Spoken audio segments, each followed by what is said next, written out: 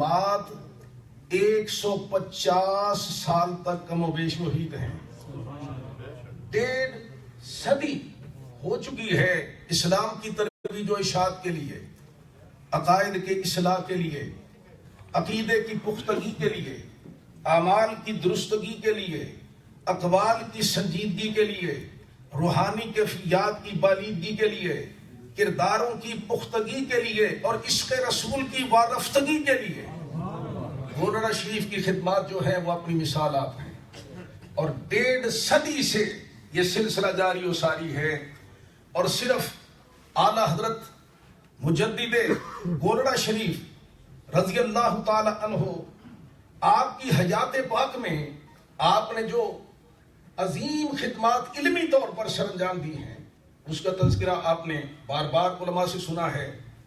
ایک بات میں آپ کے ساتھ شیئر کرنا چاہتا ہوں جو چند روز پہلے ہمارے پاکستان کے عظیم محقق الاصل شیخ الحدیث مفسر قرآن علامہ محمد خان صاحب قادری دامت برکاتہ العالیہ نے 10 اکتوبر کو ایک درس دیتے ہوئے ایک بات انہوں نے وہ بیان فرمائی، اور ہو سکتا ہے بہت سارے احباب نے وہ خود سنی ہو. میں آپ سے وہ شیئر کرنا چاہتا ہوں کہ ایک محقق وقت شیخ الحدیث عالم ربانی ایک بات کو بیان کر رہا ہے، روایت فرما رہے ہیں، اور ان کا یہ کہنا ہے کہ ضلع چکوال میں ایک جگہ چوہا سیدن شاہ بڑا مشہور ہے، اس کے ساتھ ایک گاؤں ہے سلوئی یا سلیڑی، اس قسم کا نام انہوں نے بیان فرمایا. سلوئی، اس میں ایک بزرگ گزرے ہیں، ان کا نام تھا حافظ غلام احمد صاحب رحمت اللہ تعالی علیہ. ان کے وصال کو بھی 44 برس گزر چکے، یعنی 44 سال ہو گئے وہ وصال پا گئے. مفتی صاحب دامت برکاتہ العالیہ فرماتے ہیں میں ان کے پاس پڑھتا تھا، حفظ میں نے انہی سے کیا، اور ابتدائی کتابیں بھی فارسی کی انہی سے میں نے پڑھی.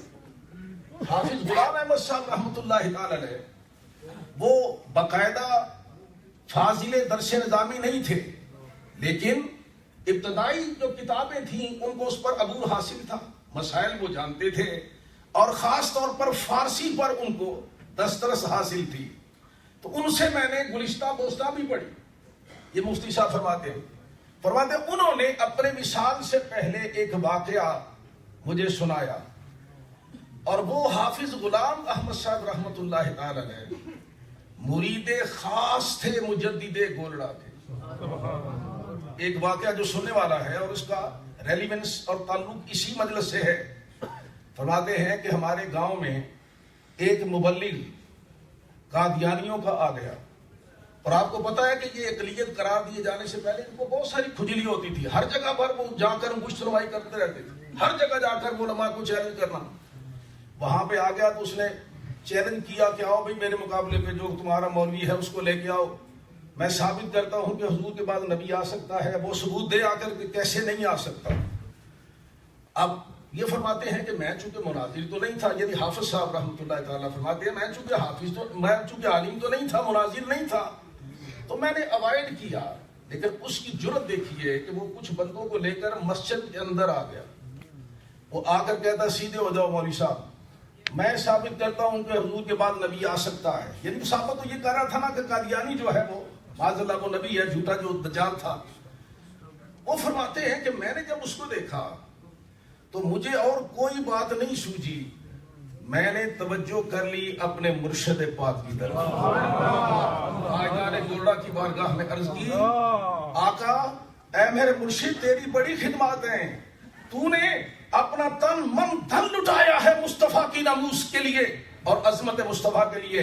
آج یہ خبیث شکل یہاں پر یہ ناک آؤٹ مجھے کر گیا، مجھے ہرا گیا، شکست دے گیا. آقا پھر بڑی دین کی بڑی رسوائی ہوگی، کرم فرمائیے. فرماتے ہیں میں بیٹھا ہوا تھا، وہ گفتگو کر رہا کہ چلو بھائی سیدھے ہو جاؤ، بتاؤ تم دلائی دو. میرے کانوں میں فرماتے خدا کی قسم میرے کانوں میں میرے مرشد میرے علی کی آواز آئی. صاحب پریشان ہونے کی ضرورت نہیں ہے، میں جو کہتا ہوں وہ کرتے جاؤ. خدا کی قسم تم ہارو گے نہیں، تم کملی والے کے غلاموں، تم ہارو گے نہیں، جو میں کہتا ہوں وہ کرو، اس پر توجہ دو۔ مرشد نے کانوں میں کہا اس سے پوچھو کہ تمہارے پاس جو آخری دلیل ہے نا، آخری دلیل تمہارے پاس جو ہے تمہارے وہ جھوٹے نبی کی، وہ تم بیان کرو۔ اس نے وہ دلیل کے طور پر قرآن حکیم کی وہ سورۃ النساء کی آیت پڑھی، وَمَن يُطِعِ اللَّهَ وَالرَّسُولَ فَأُولَٰئِكَ مَعَ الَّذِينَ أَنْعَمَ اللَّهُ عَلَيْهِم مِّنَ النَّبِيِّينَ وَالصِّدِّيقِينَ وَالشُّهَدَاءِ وَالصَّالِحِينَ۔ یہ آیت پڑھ کے نا وہ کیا ثابت کیا کرتے ہیں اس سے؟ وہ آیت یہ پڑھتے ہیں، وہ کہتے ہیں اس کا معنی یہ ہے کہ جو اللہ کی اور اس کے رسول کی صحیح معنوں میں اطاعت کرتے ہیں، ہم انہیں نبی بنا دیتے ہیں، ہم انہیں صدیق بنا دیتے ہیں، ان کو شہید اور ہم ان کو ولی بنا دیتے ہیں۔ معاذ اللہ استغفر اللہ، یہ ایک ان کا یہ ترجمہ ہے جو ان دجالوں نے یہ ترجمہ کیا ہوا ہے۔ وہ معاذ کا ترجمہ اللہ جینا کو کہتے ہیں ساتھ نہیں بلکہ ہم انہیں بنا دیتے ہیں۔ بہرحال اس تفصیل میں نہیں جاتا۔ اس نے جب یہ کہا نا تو آپ فرماتے ہیں مرشد کی آواز آئی، آقا گولڈوی فرماتے ہیں اس حبیب سے پوچھو یہ اس کا پہلے شان نزول بتاؤ، اس آیت کا شان نزول بتاؤ۔ آپ فرماتے ہیں میں نے اسے پوچھا شان نزول بتاؤ، کہتا جی من نہیں پتا تسی دسو، آپ بتاؤ۔ آپ فرماتے ہیں میں بھی چونکہ اتنا زیادہ مطالعہ تو نہیں تھا، میں کو باقاعدہ عالم تو نہیں تھا۔ تو حافظ صاحب فرماتے ہیں پھر آقا کی آواز آئی، تاجدار گولڑا نے پھر کان میں کہا حافظ صاحب ڈرنے دی لوڑ تو نہیں، آپ کی وہ الماری میں نا نیچے جو آپ نے تفسیر حسینی رکھی ہے نا وہ نکال کے لے آؤ۔ اب میں یہاں پر ایک سوال کرتا ہوں، اس مرشد کامل اللہ کے ولی کہتے ہیں نبی کو پیچھے دیوار کی خبر نہیں، اور رسول کے اولاد کو دیکھو، کملی والے کے شہزادے کو دیکھو، اور 14 صدیوں بعد وہ بتا رہے ہیں دنیا سے جانے کے بعد برزخ میں ہیں، لیکن ادھر دیکھ بھی رہے ہیں اور اس کے گھر میں جان کر انہیں یاد کرا رہے ہیں کہ تیری الماری میں تفسیر حسینی پڑی ہوئی ہے۔ تو بعد میں جا کے اٹھا کے لے کے آیا، وہ فارسی زبان میں تھی۔ اب فارسی زبان میں تھی، میں نے اس کے آگے کھول کے رکھی، اسے کہا لا تو پڑھ۔ اب فارسی اسے نہیں آتی تھی، آپ فرماتے ہیں میں نے اسے کہا تو پڑھ، فارسی اسے نہیں آتی تھی، تو وہ پریشان ہو گیا، کہنے لگا نہیں تسی پڑھو۔ آپ فرماتے ہیں میں نے اسے پڑھ کے بتایا کہ حضرت ثوبان رضی اللہ تعالی عنہ حضور کے صحابی جو روتے ہوئے سرکار کی خدمت میں آئی، یا رسول اللہ آج تو جب پریشان ہوتے ہیں آپ کو زیارت کو دل پہ چین ہوتا ہے تو آپ کی خدمت میں حاضر ہو جاتے ہیں، آقا قیامت کو ہمارا کیا بنے گا؟ آپ تو اونچے درجات میں جنت میں ہوں گے، آپ کے جب شہر اقدس کو دیکھنے کی طلب ہوگی، جب دل مچلے گا تو اس وقت ہم کیا کریں گے؟ اللہ نے یہ قرآن کی آیت نازل فرمائی، محبوب ان سے فرما دو اور دل چھوٹے نہ کرو، تم اگر اللہ اور اس کے رسول کی اطاعت ٹھیک کرو گے تو تمہیں بھی ہم انہی درجوں میں نبیوں کے ساتھ، صدیقوں کے ساتھ، شہیدوں کے ساتھ اور ولیوں کے ساتھ رکھیں گے۔ یہ بتایا نا، وہ پریشان ہو گیا، چپ ہو کے کہتا ہے میں تے سمجھا سی کہ تو پڑھے لکھا کوئی نہیں تے تو تی چنگا بھلا فاضل آدمی ہے، بس اتنی بات کہہ کر اس کی جیسے وہ کہتے ہیں نا بالکل گنگ ہو گیا، اور کوئی اس سے بات نہ بن کر چپ کر کے کان لپیٹ کے باہر نکل گیا۔ اور اللہ تبارک و تعالیٰ نے مسلمانوں کو بھی بہترین فتح سے ہمکنار کیا۔ اب یہ وہ ذات ہے جن کا عرصہ منا رہے ہیں، اس لیے میں کہہ رہا ہوں کہ ختم نبوت کا موضوع مہر علی کے بغیر اب مکمل نہیں ہوتا، خاص طور پر برِ صغیر کی تاریخ میں جو خدمات اس گھرانے کی ہیں وہ اب مثال آپ ہیں اور 150 سال تک محیط ہیں۔ تو حضرت سیدنا مہر علی شاہ قدس سرہ العزیز تاجدار گولڑا مجدد گولڑا رضی اللہ تعالی عنہ کا یہ عرس ہمیں پھر یاد دلا رہا ہے کہ یاد رکھیے سب سے قیمتی اثاثہ تمہارے پاس تمہارا عقیدہ ہے، تمہارا عقیدہ ہے۔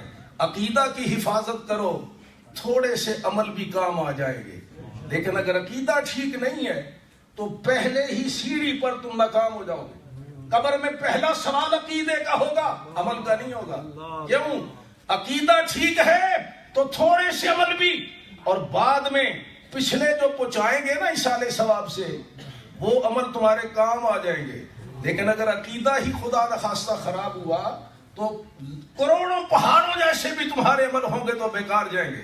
ایک بات حضرت آپ کی اجازت سے، مجھے پتا ہے وقت بہت محدود ہے، لیکن پاکستان کے حوالے سے چونکہ یہ بھی مسئلہ بہت ضروری ہے. یہ جو انہوں نے امینڈمنٹ کی ہے نا، وہ جو حلف نامے کو اقرار نامے میں، پھر اقرار نامے کو حلف نامے میں بدلا، اور پھر 7C اور 7B جو ابھی ہمارے حضرت مفتی صاحب اور پروفیسر صاحب بیان فرما رہے تھے، ابھی تک اس کا کوئی پتہ نہیں انہوں نے کیا کیا.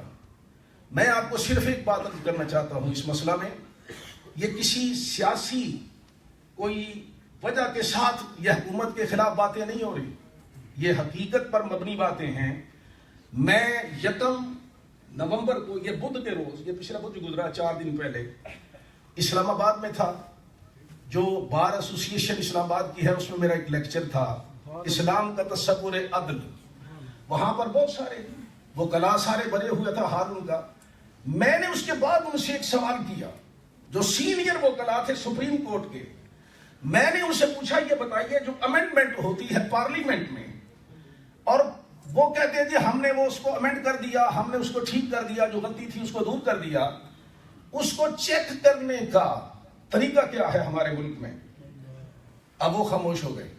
میں نے سپریم کورٹ کے وکلا، جو سینئر وکلا، میں ان کی بات کر رہا ہوں، ایک جو سینئر وکیل تھے نا، انہوں نے قسم کھا کے کہا، انہوں نے کہا شاہ جی کوئی چیک اینڈ بیلنس ساڈے ملک چ ہے ہی نہیں. اور انہوں نے یہ بڑے وثوق سے مجھے بتایا، انہوں نے کہا شاہ صاحب جو آپ سوچ رہے ہیں نا اور جو سوال آپ کر رہے ہیں، حالات اس سے بھی بدتر ہیں. اللہ ہم پر رحم فرمائے، اور ہمارے ملک پر بھی اور ہمارے حکمرانوں کو بھی اللہ ہدایت بخشے.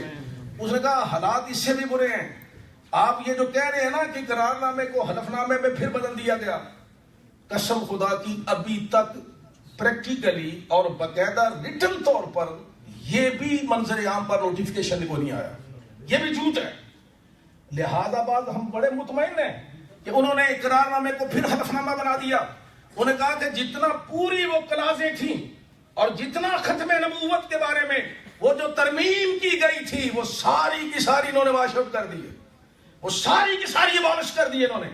لہذا ہمیں بڑا ویجیلنٹ رہنا پڑے گا، بہت بیداری سے ہمیں اس تحریک کو آگے چلانا پڑے گا، جب تک اس بات کا ہم یقین نہ کر لیں کہ انہوں نے اسی سارے قانون اور آئین کی کلازوں کو بحال کر دیا ہے. ہمیں یہ اپنا کلمہ حق جاری رکھنا ہے. ایک کانفرنس سے کام نہیں چلے گا. میں آپ سے صرف یہ درخواست کروں گا کہ ہمارے عقیدے کا مسئلہ ہے، ایمان کا تقاضا ہے کہ ہم سرکار دو عالم صلی اللہ تعالی علیہ وآلہ وسلم کی ختم نبوت پر کوئی کمپرومائز نہیں کریں گے جب تک کہ اسی طرح سے وہ ساری کلاسز جو اسلامی ہیں وہ ہمارے آئین میں داخل نہیں کی جاتی. اللہ ہم سب کو اس پر عمل کی توفیق عطا فرمائے.